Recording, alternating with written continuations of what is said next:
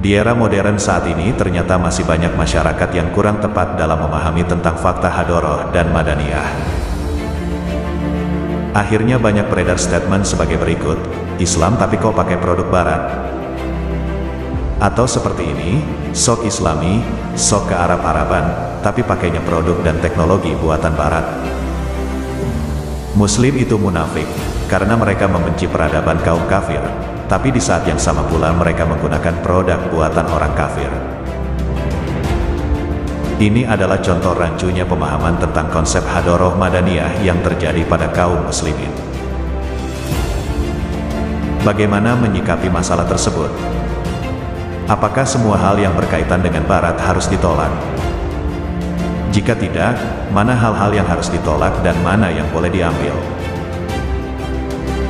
Selanjutnya, apa yang dimaksud dengan Hadoroh Madaniyah tersebut?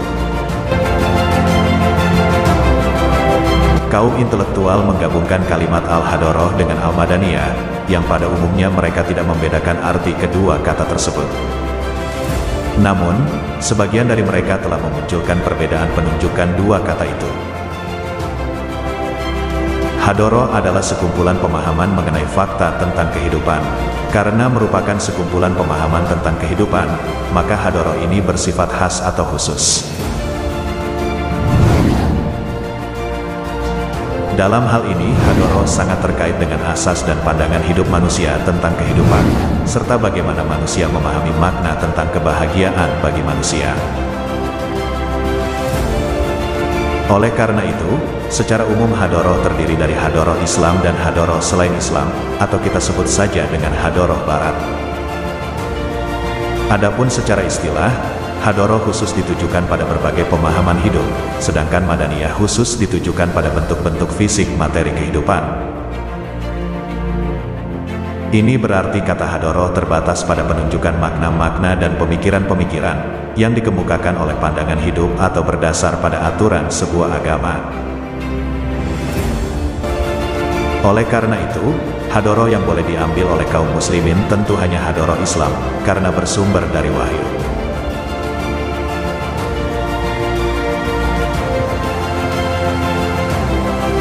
Sehingga, kaum muslimin tidak boleh mengambil Hadoroh Barat, karena bersumber dari nafsu manusia yang syarat dengan kepentingan duniawi.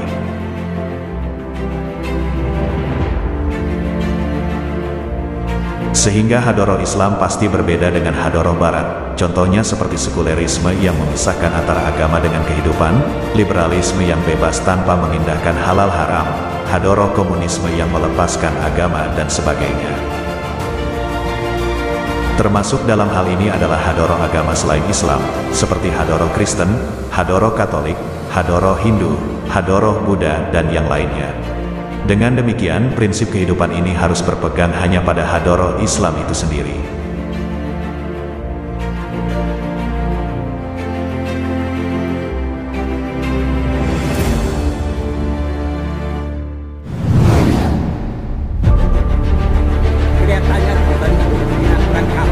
Sementara Madaniyah dibagi menjadi dua jenis, yaitu Madaniyah yang dapat bersifat khas atau terkait dengan Hadoroh tertentu, dan dapat pula Madaniyah yang bersifat umum. Madaniyah yang dapat bersifat khas atau khusus adalah benda yang terkait dengan Hadoroh tertentu, terikat dengan akidah tertentu, mengandung simbol agama tertentu. Dan semua orang paham bahwa simbol-simbol khusus tersebut mencerminkan Hadoroh tertentu. Sedangkan Madaniyah yang bersifat umum adalah Madaniyah yang tidak terkait akidah apapun, dan murni produk hasil perkembangan teknologi. Madaniyah ini semata-mata hasil dari kemajuan sains dan perkembangan teknologi maupun industri. Nah, kalau Anda tahu, kenapa menggunakan peralatan yang dibuat oleh orang kafir? Itu merupakan hasil kemajuan ilmu dan teknologi, serta perkembangannya. Madaniyah yang dapat bersifat khas atau khusus adalah benda yang terkait dengan Hadoroh tertentu, terikat dengan akidah tertentu, mengandung simbol agama tertentu.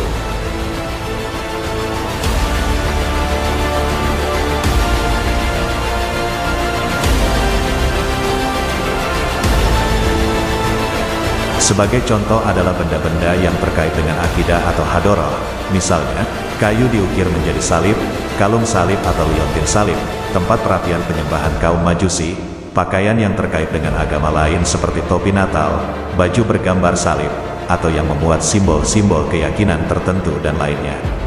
Dalam konteks Madaniyah terkait hadoroh ini hukumnya haram untuk diambil dan dipergunakan oleh kaum muslimin.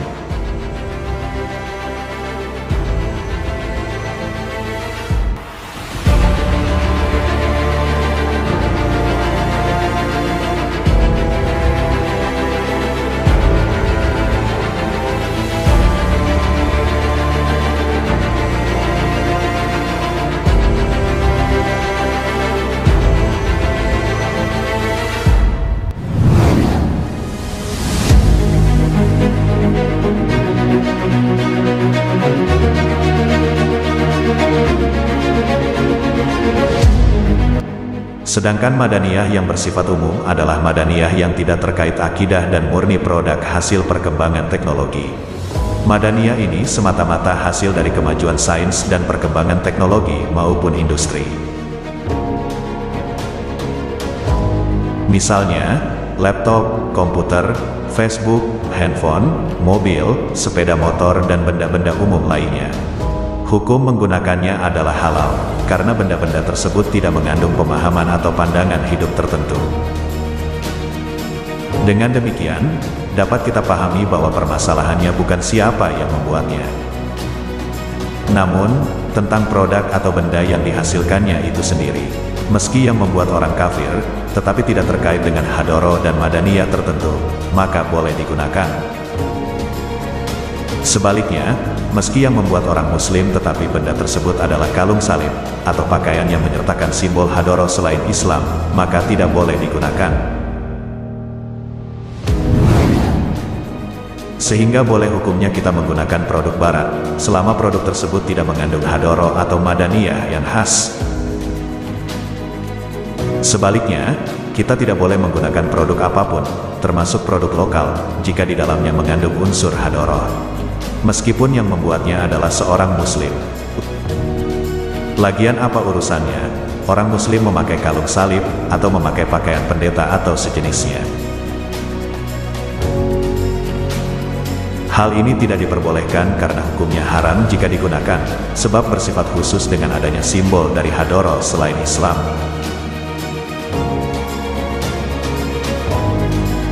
Dengan demikian, kita tidak perlu ragu atau bingung menghadapi era kemajuan zaman ini.